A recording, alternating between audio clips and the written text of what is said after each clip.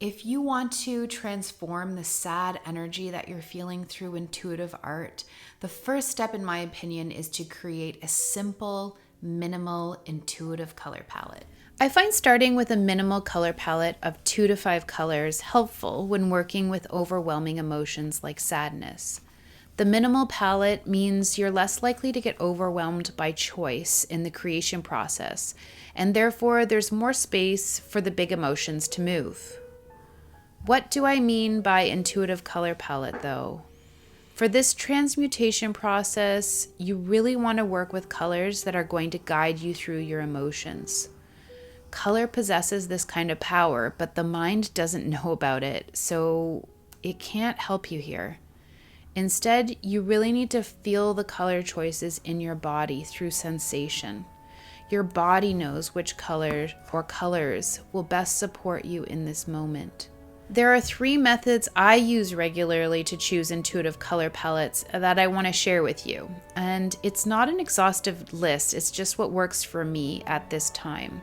If you have an intuitive color choosing method that works for you, please share it in the comments below because I would absolutely love to give it a try. The first method is the simplest, when I'm open to following the guidance. Sometimes colors just come to me as I'm going about my day, and I know they will help me transmute my emotions when I have a moment to work with them. Maybe this happens to you too. Maybe you're going about your day and you see a meadow of wildflowers dancing in the wind, and you can't shake the image of those colors together. Or maybe specific colors like Dutch blue and fluorescent coral pop into your mind and won't let go. Or maybe you noticed another artist combining sky blue with vermilion red, and it makes you feel curious to see what you might create with those colors. When intuitive colors just show themselves to me, I feel so grateful because I find it's the easiest way to get this process started. The inspiration is already flowing through me. I just need to sit with it and create.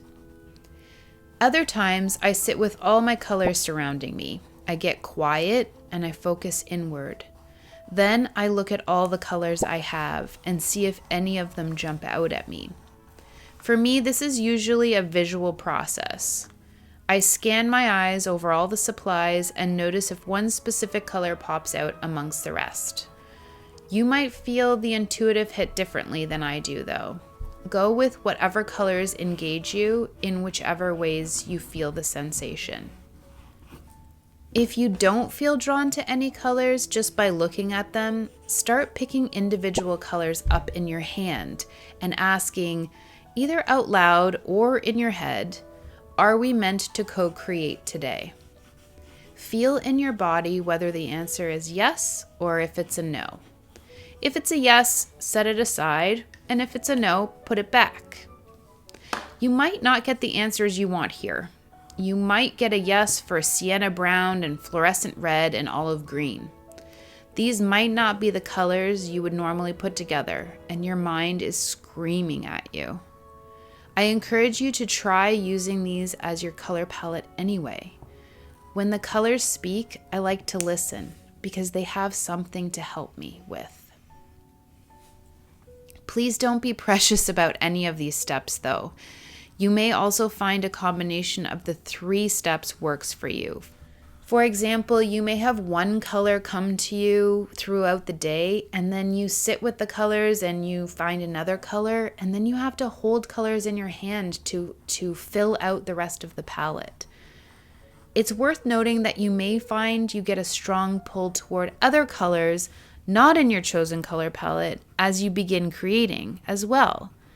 That's a really, really beautiful thing, and I encourage you to follow that calling and use that color no matter what. It will help you through your transmutation process. This intuitive color palette choosing is not a serious thing. You're choosing colors that are calling to you in the moment, that light you up, that make you feel curious, or that you just like right now. You can't make a wrong choice here. It's absolutely impossible.